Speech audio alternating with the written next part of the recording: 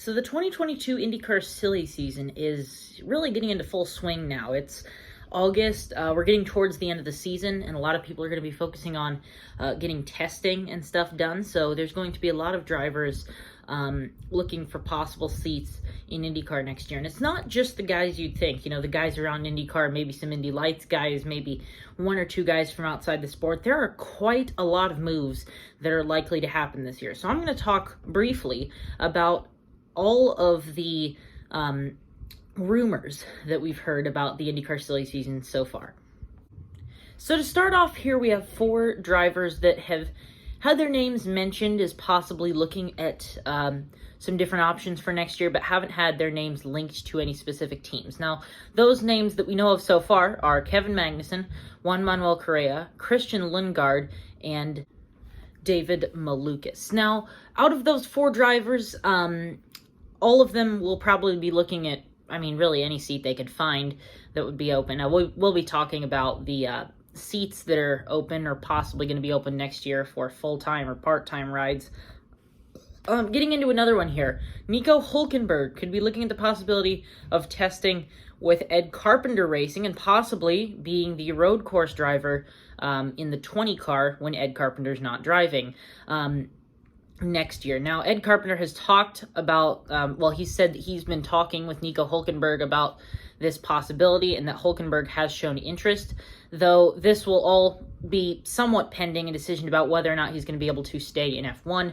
That'll probably have something to deal with what happens with the Russell-Bottas deal at Mercedes, and where if Bottas gets kicked out of Mercedes, does he go back to Williams, or does he try to find somewhere else? The most likely option for Hulkenberg would probably be Williams or Alfa Romeo next year, likely filling in for, Russell at Williams, or Raikkonen or Giovinazzi, depending on what happens with those Alfa Romeo seats. So there's quite a lot of possible landing spots for Hulkenberg, but in terms of IndyCar, it looks like it's pretty well, or at least what he's looking at mainly is the possible road course outing with Carpenter Racing. 2 more former F1 drivers that we'll be looking at. First up, Alexander Albon has looked at a possible move to IndyCar, and he's actually going to be testing with Andretti Autosport.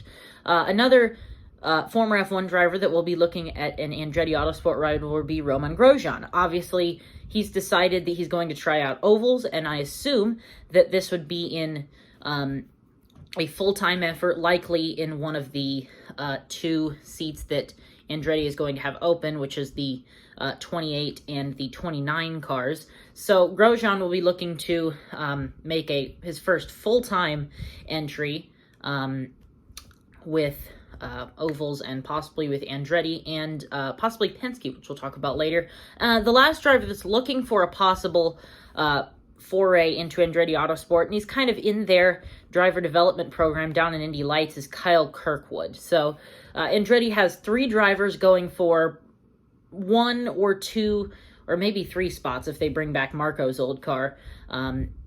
Really all depends on what Andretti decides to do with Hinchcliffe and Hunter-Reay, if they decide to bring that 98 car back.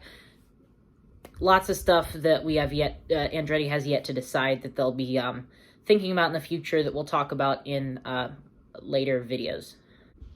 So with the Romain Grosjean Penske deal, where would a 4th Penske seat be open at? Well, the main likely thing, because the other 3 drivers have signed on for 2022, is Simon Pagenaud, who it's possible that he could be moved over to the Penske Porsche sports car program starting in 2023, their LMDH program. So if that does happen, that would leave a 4th Penske seat open. That the most likely candidate for now would be Romain Grosjean, depending on what happens with that Andretti seat. I'd honestly think it would be better for Romain to try to look at a Penske seat because out of the 2 Andretti cars open, you've got Hunter-Reay and Hinchcliffe. Neither of those entries have won races in quite a while, and yet Pagenaud, obviously that team won the 500 2 years ago, and they've shown to be quite competitive, maybe not as much this year, but in the past, definitely. And obviously racing for Penske, Romain would definitely have a quite good chance of going out there winning races and maybe even competing for a championship. Who knows? So that'll be something we'll watch throughout the next couple of months. So up next, we'll talk about Jack Harvey, who's basically going for the third seat at Rahal Letterman Lanigan Racing. Now, he decided to leave Michael Shank Racing after this year. He used to drive the 60 car. After they'll be expanding to a 2-car operation next year, which we'll talk about later in this video. But the prime landing spot for Harvey has seemed to be that third Rahal Letterman Lanigan car. Now, that would also end up kicking Santino Ferrucci out of a spot, and really what happens with that will likely depend on what Ferrucci wants to do with the Xfinity Series and NASCAR or whatever. There are also some other drivers that are looking at the possibility of that third Rahal seat. There's quite a few drivers that are possible in there. There's some Formula E guys that are looking at that seat that I'll talk about in just a minute.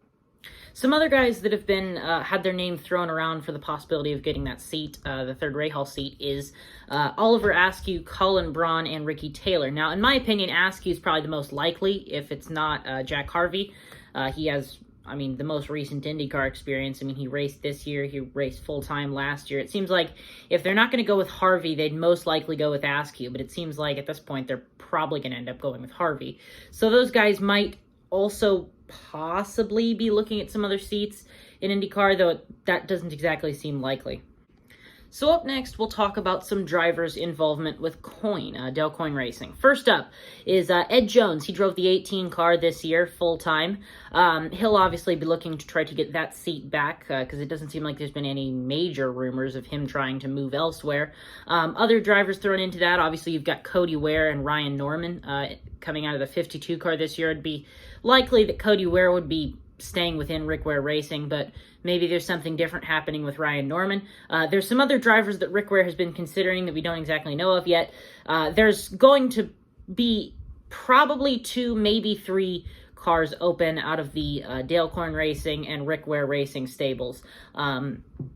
Likely just with the 18 car from Dale Coyne and then the 51 and 52 from Rick Ware. It's likely that both, if Rick Ware does decide to expand to 2 cars, it's likely that both the 51 and the 52 will be looking for drivers, obviously, because Romain Grosjean is looking to move up in terms of the IndyCar talent ranks. And there's quite a lot of people looking at that seat, so that could end up being a full-time entry with multiple different drivers throughout the season.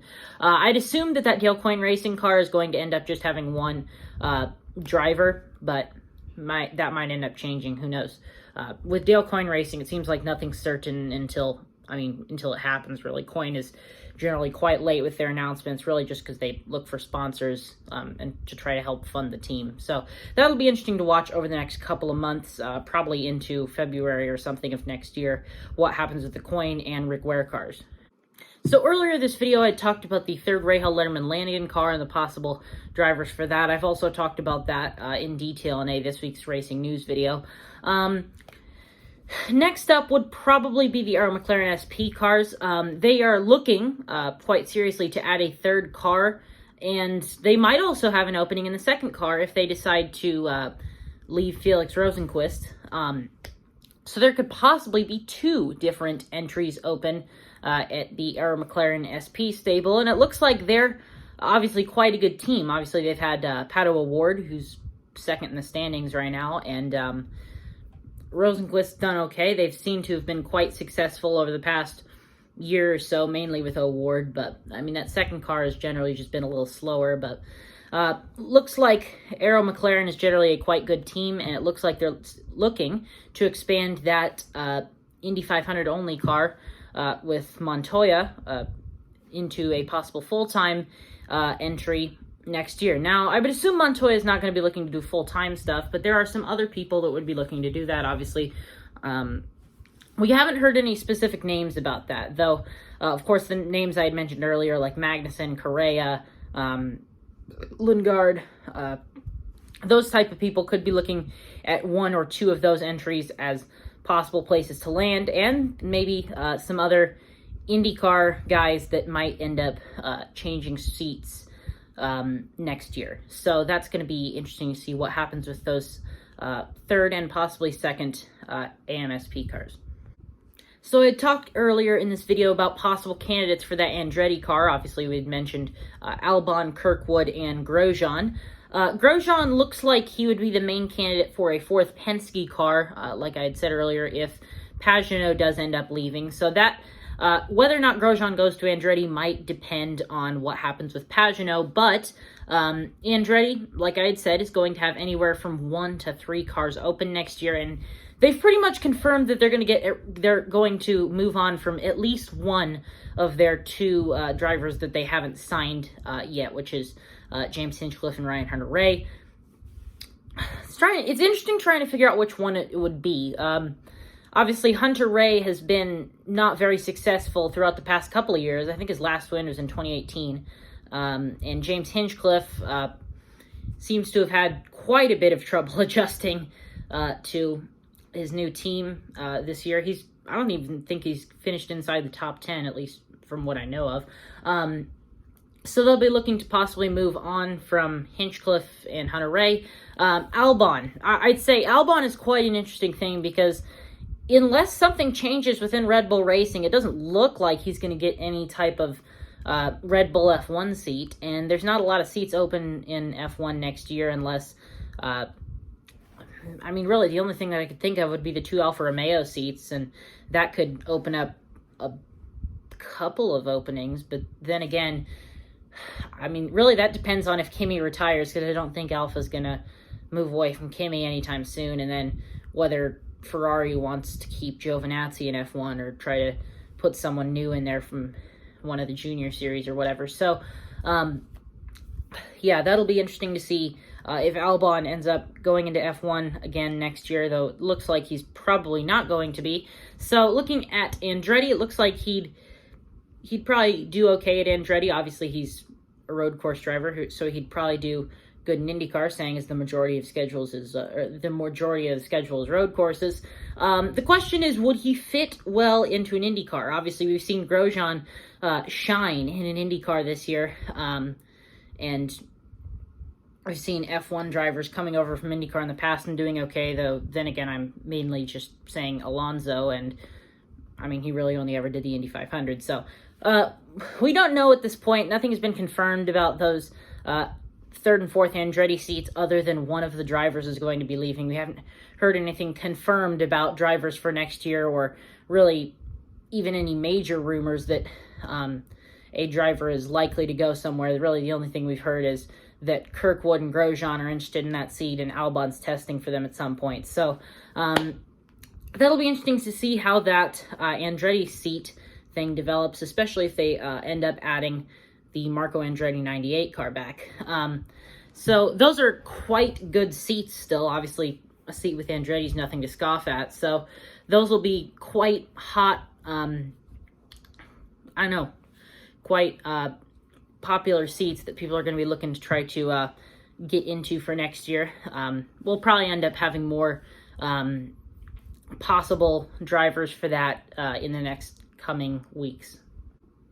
So next thing I want to talk about is the 2 AJ Foyt racing seats. The 2 drivers that are racing for them this year are Sebastian Bourdais and Dalton Kellett. And it looks like they're going to be running 2 seats, or 2 cars next year, unless Kimball can bring a bunch of sponsorship or something and they can get a 3rd car in. But it's likely that they'll have 2 entries for next year. So nothing has been confirmed about those seats yet. The question really is AJ okay with Bourdais and Kellett? The question, I mean, really, does Bourdais even want to stay in IndyCar? I'd assume he does. We haven't heard anything about Bourdais retiring, though. He's, I guess, moving away from coin racing over to AJ Foyt. I mean, last year he didn't even get a full-time ride, and this year he's been doing okay, but not... Well, I mean, he's been doing okay. So I'd assume that they're probably going to be looking to keep Bourdais. The question is Kellett. Kellett hasn't really done anything spectacular throughout this year. I mean, he's really been, a threat to get beaten by Jimmy, like, even in qualifying, where it's not going to rely on crashes or pit stops or anything. It's just flat out getting beaten by Jimmy in qualifying. So, the question really might even be, does Kellett have enough money? If Kellett has enough money, he's probably much more likely to stay at Foyt Racing because their team probably struggling for funding. But yeah, that'll be interesting to see if Foyt is looking to keep that second car and who they might be looking at putting in that second car. Obviously, likely between Kellett and maybe Charlie Kimball. Another new thing that's opened up is a Hulkenberg Racing entry for next year. Obviously, this year they leased their cars off to Penske and Paretta Racing for the 5th Penske car in the 500, the Simone de Silvestro Paretta Autosport car. Next year, they're going to have those cars back, or their car back. They only have one car. The first name I jump to, obviously, would be Kaiser. He's raced for them before and raced for them most recently in 2019 when he bumped Alonso out of the field.